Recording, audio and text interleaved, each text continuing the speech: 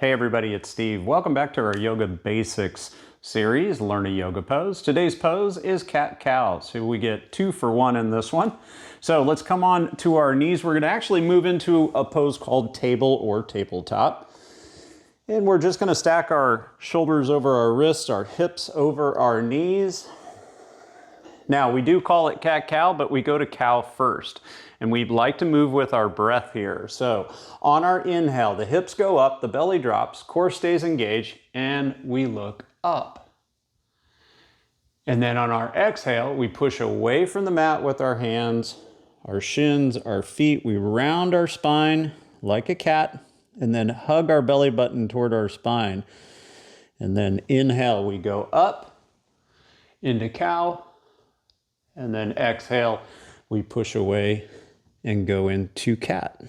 So that's cat-cow, real simple. It's a great pose that we like to integrate into our beginner series classes.